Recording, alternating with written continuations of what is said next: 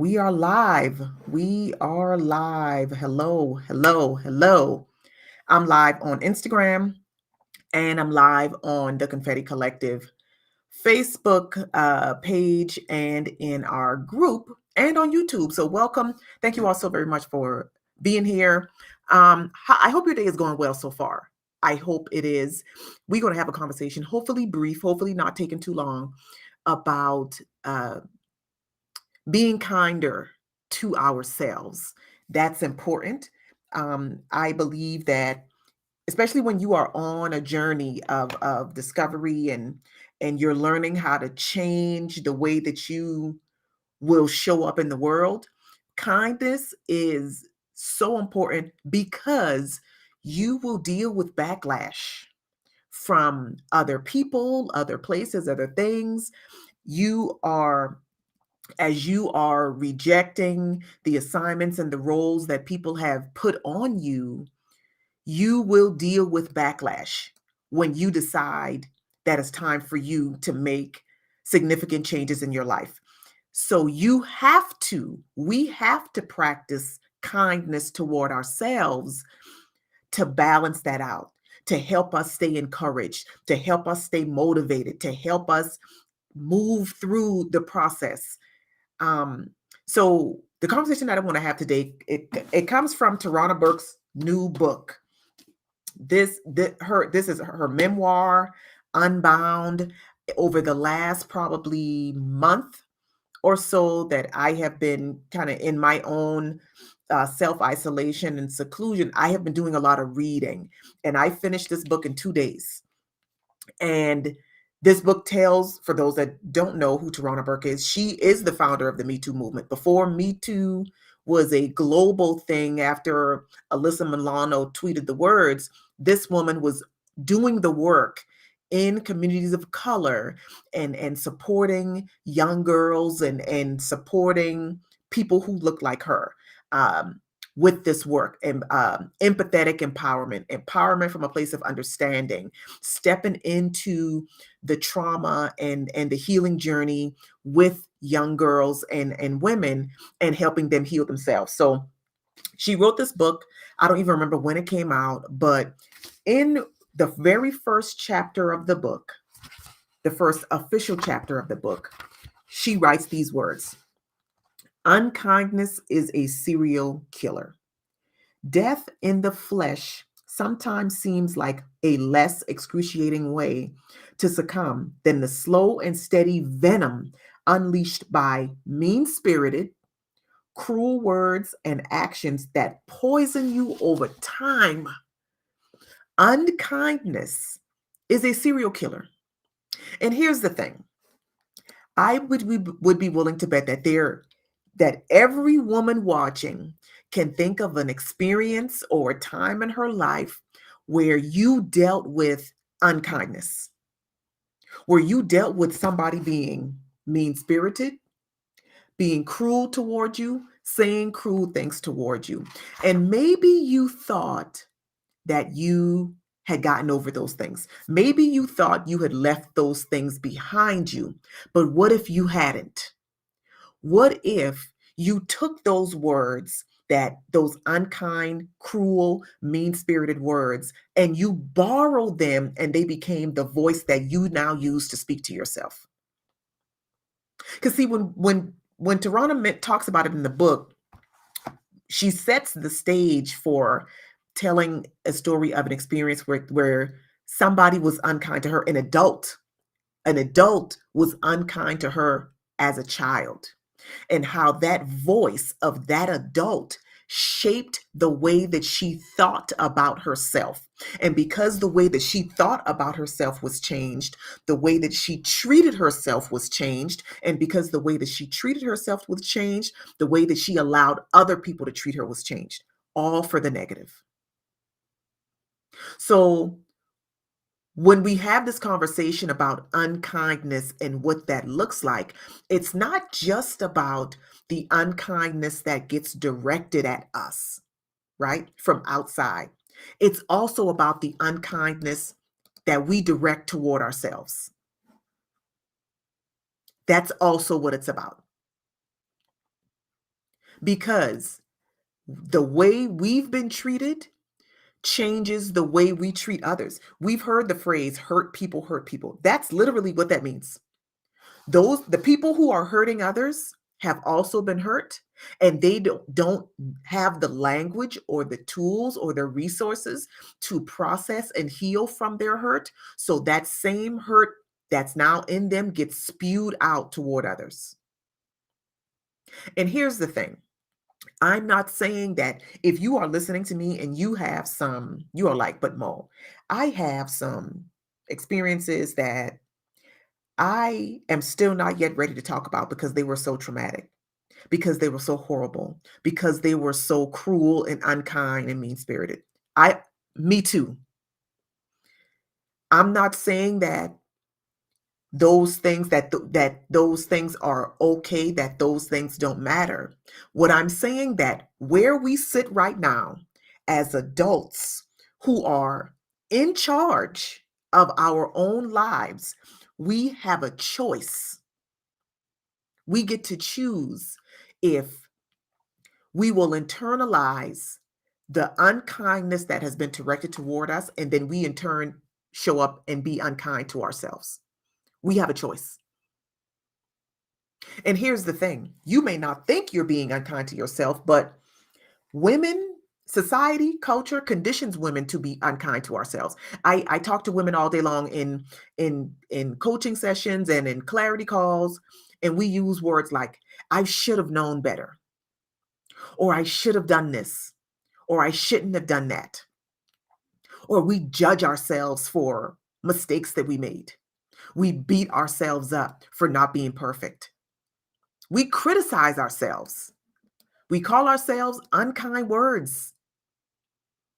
All of that, all of those behaviors, that's unkindness. That's learned unkindness. Maybe we've heard those things said to us.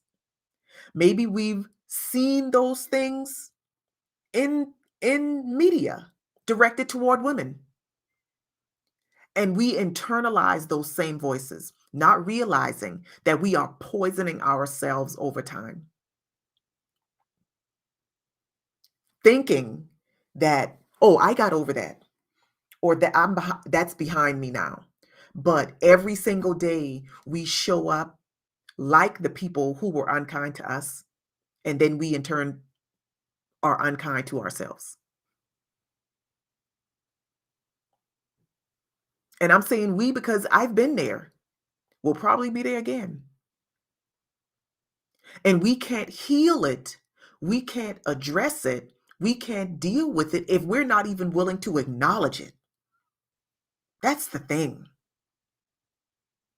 If we're not willing to acknowledge that we should ourselves, that we judge ourselves, that we criticize ourselves, if we're not even willing to acknowledge those things, we can't get over it. We can't heal it. We can't improve it, make it better, change it for the better. We can't do any of those things if we're still pretending and not being honest about what's really happening, about what we're doing to ourselves. Because the truth of the matter is, we can't control other people's behavior, right? We can't. Like, let's free ourselves from that right now. We have no control over what other people do. We only have control over what we do and how we show up in the world. So we can choose. We can choose.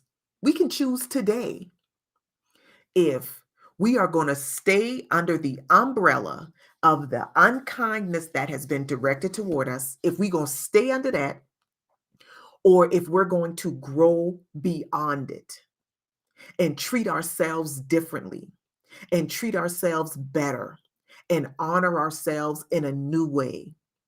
We can choose that. We can choose that. We can't change the past.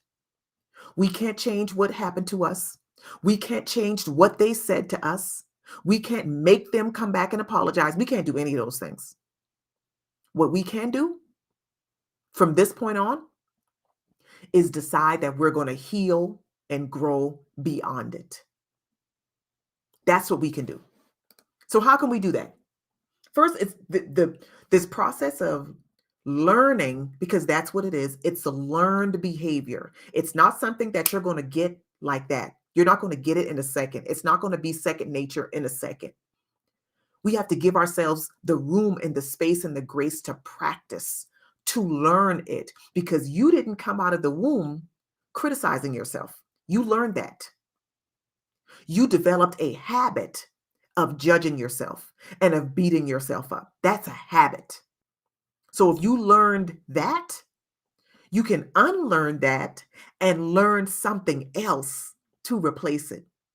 Something that nurtures you, something that comforts you, something that supports you, not something that makes you feel worse about yourself. So let's talk about how we can do it. Accepting responsibility, practicing kindness toward ourselves, and not choosing to stop being a serial killer for ourselves. Like we are killing ourselves slowly.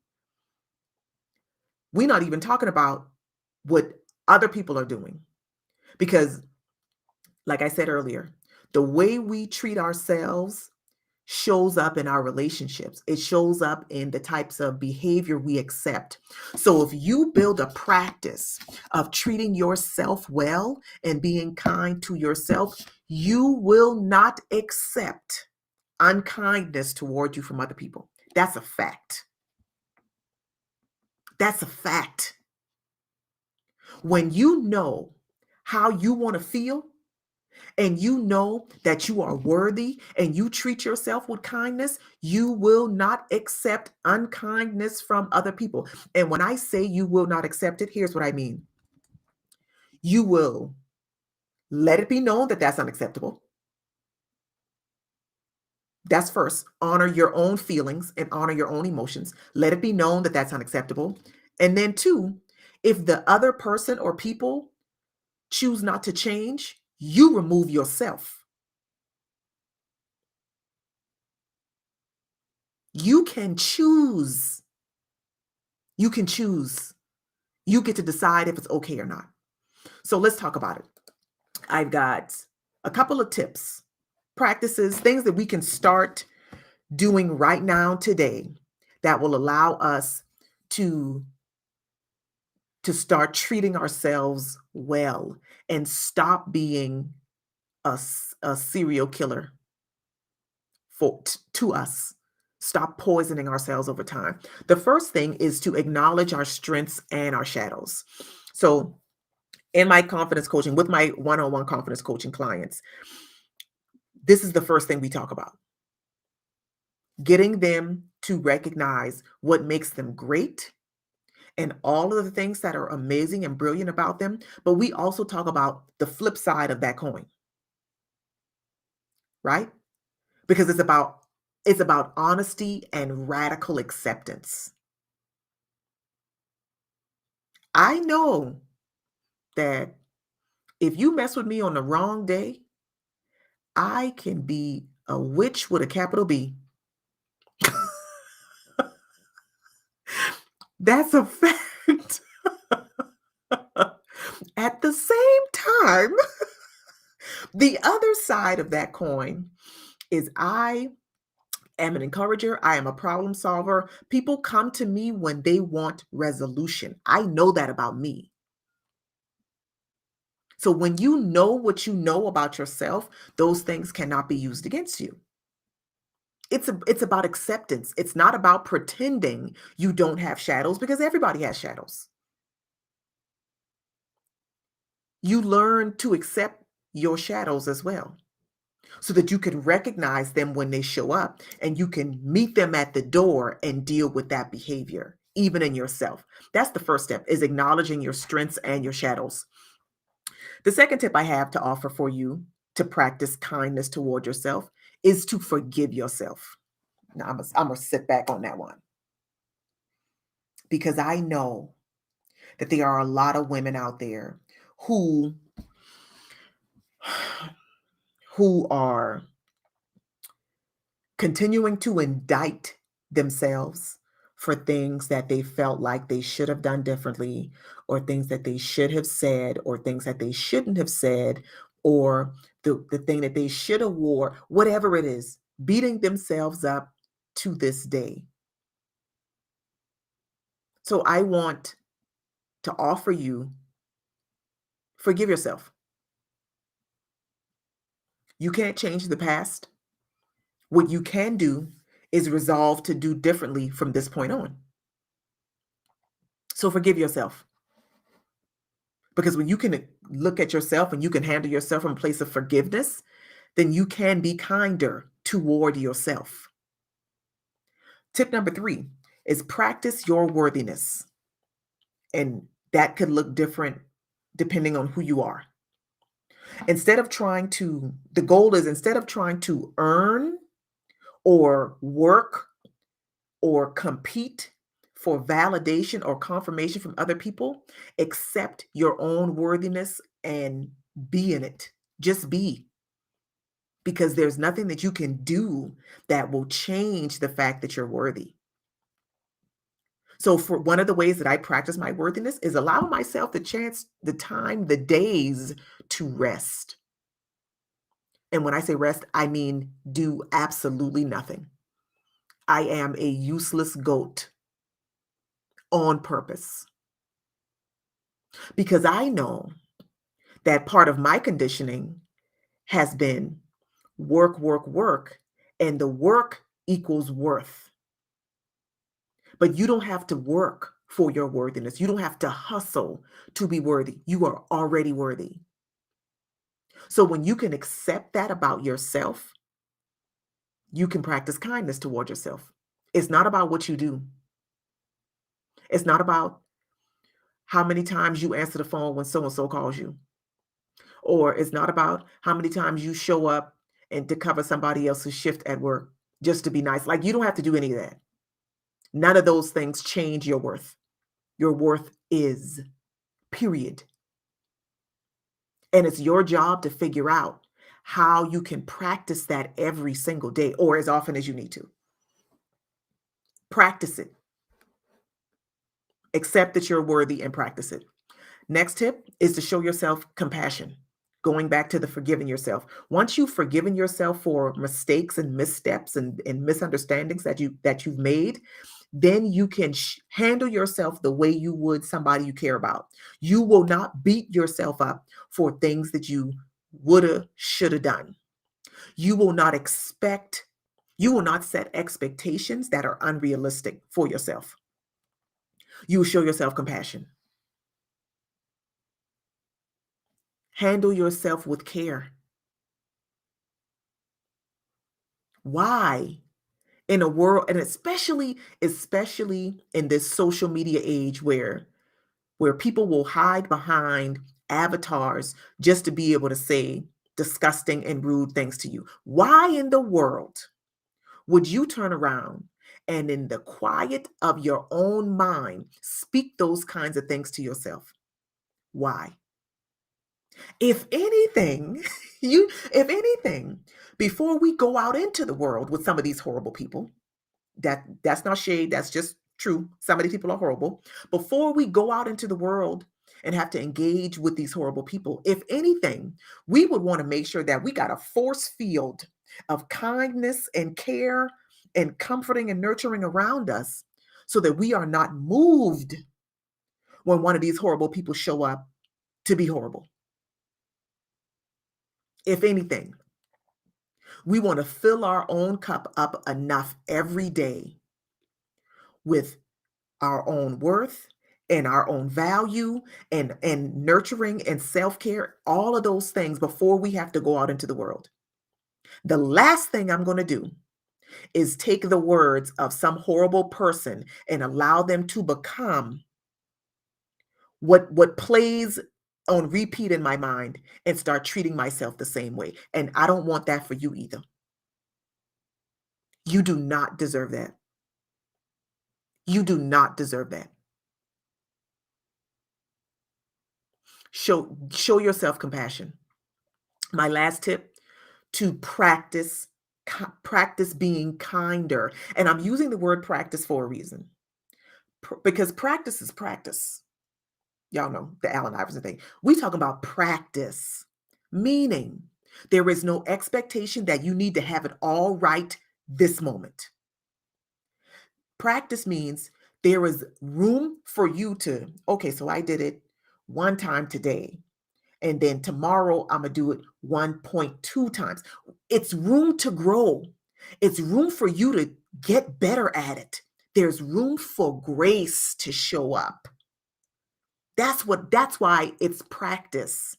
There is no expectation that you need to be an expert right now.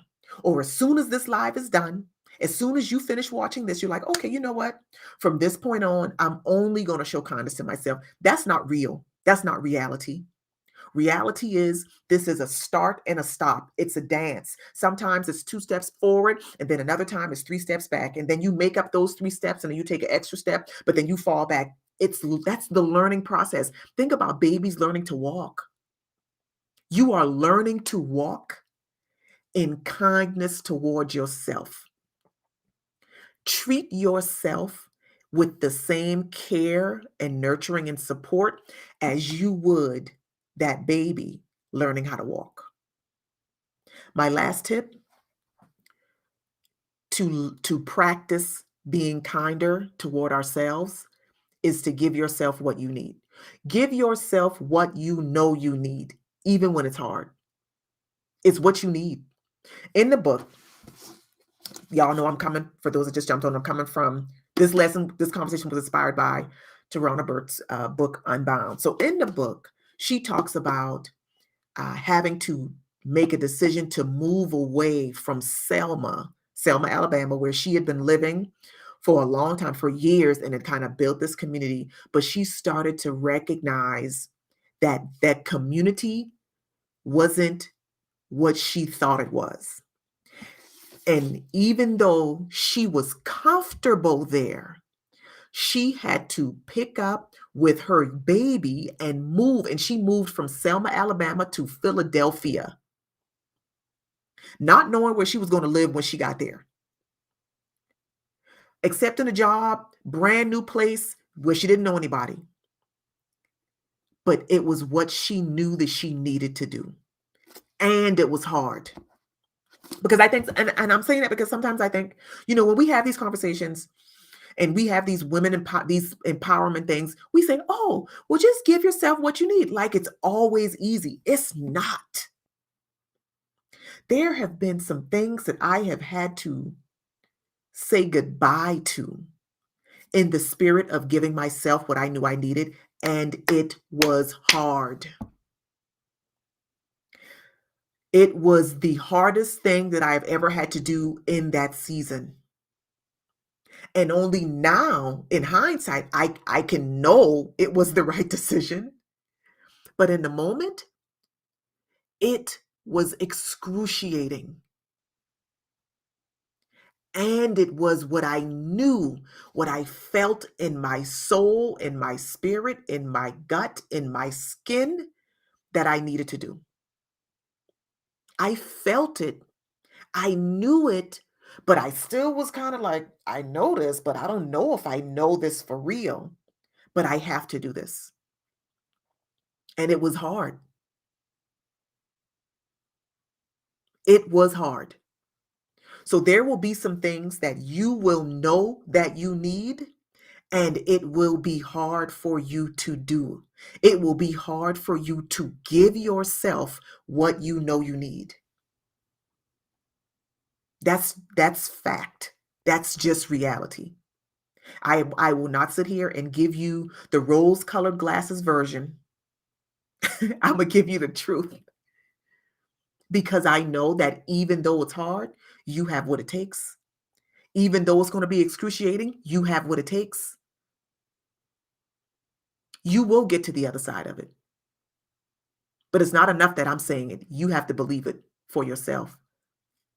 So we can practice kindness. We can be kinder toward ourselves. And I love just how in the book, she breaks down and she shares the unkindness is a serial killer is the start of the journey that she tells. And by the end of the book, she has gone through and talked about how she learned how to remove those internalized voices of unkindness that she had borrowed from the people who were first unkind to her. She borrowed those words, she internalized them, and then she made that her own narrative. And then she realized, this isn't the life for me. This is not what I deserve. And she had to learn how to change that inner narrative, give that unkindness back to those people, and change how she treated herself. That's the lesson for all of us. Because many of us are walking around with internal narratives that we borrowed from unkind words and experiences with other people. And if you borrowed it, you can give it back. You can give it back. It's not yours. That's not your stuff. Give it back. That's not your narrative. You don't deserve that. So, I want to encourage you, for every single one of you watching live on replay, if you recognize in this conversation that you had been staying, you had gotten comfortable under the umbrella of those unkind experiences, it's okay. We've all been there. Forgive yourself, because from this point on, you are going to choose to liberate yourself from that unkindness, grow beyond those experiences, and start being kinder to yourself. So, shout out to Tarana Burke, um, for sharing her story, um, for allowing us just a peek inside of the journey that got her to doing a work that birth that is the Me Too movement. Practice kindness. Stop poisoning yourself slowly. Unkindness is a serial killer. And if you know that you have been unkind to yourself, today is a great day to change the narrative. Thank y'all.